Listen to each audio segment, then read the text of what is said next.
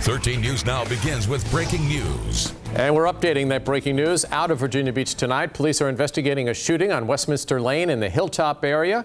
We are working to see how many people were injured here and if there are any arrests. We have a crew headed to that scene. Look for updates on 13newsnow.com.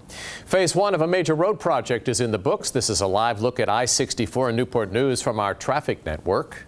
Today, VDOT held a ceremony marking the end of the first phase of the widening of the highway. 13 News Now reporter Nico Clemens spoke with the governor about what this means for our area. Towards the Fort Eustis area, it's a lot of congestion there always. Great news for drivers in Hampton Roads.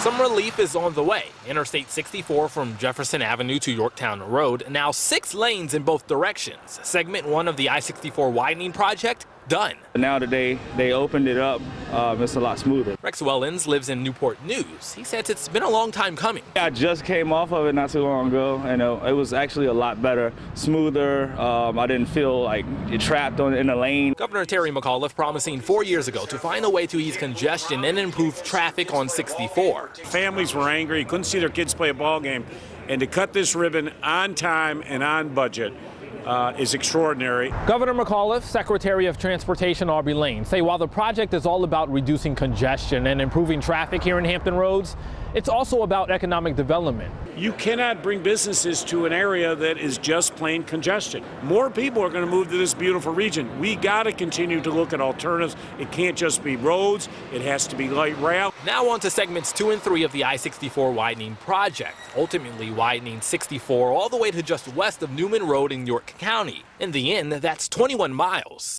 Drivers like Wellens, eager to see what the future holds. I believe you'll be able to have more traffic flow to businesses and everything as well. More importantly, a smoother ride. In Newport News, Nico Clemens, 13 News Now.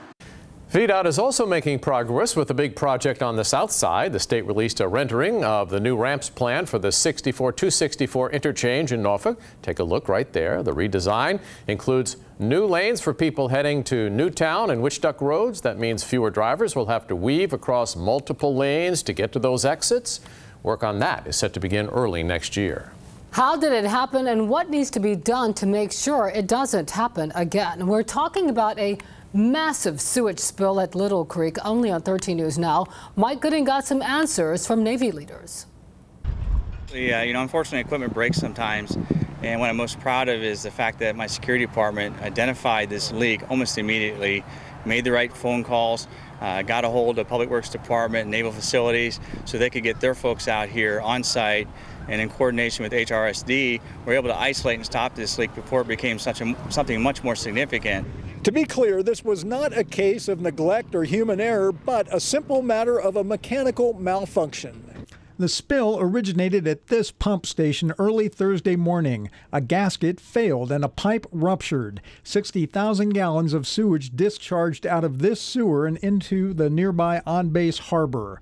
Around 4 a.m., a security team member noticed the problem and notified Public Works. They stopped the spill some 4.5 hours later at 8:30 a.m. Working with the Virginia Department of Health, officials determined there was no health risk to the public or wildlife. This was liquefied sewage. It was untreated. It's mostly water, but we wouldn't want to minimize it. But yeah, it dissipates very quickly.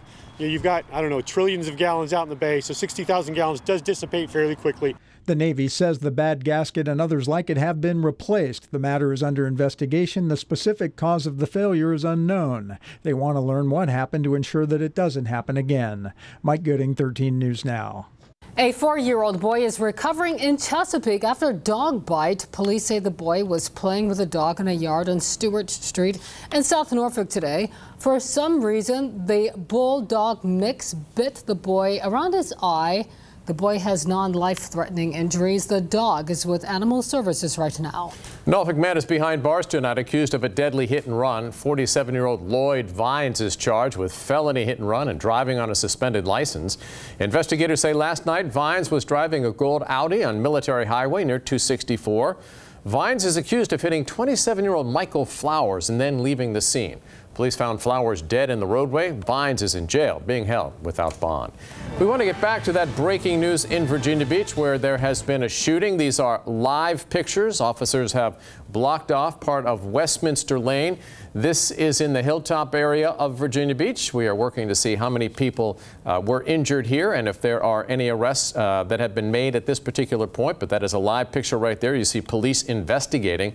We have a crew, of course, investigating this. Look for updates on 13newsnow.com. A third arson charge for one Williamsburg man lands him in jail. Early this morning, firefighters got a call about a fire on Thomas Nelson Lane. Investigators say 45-year-old Dennis Tooley started the fire intentionally.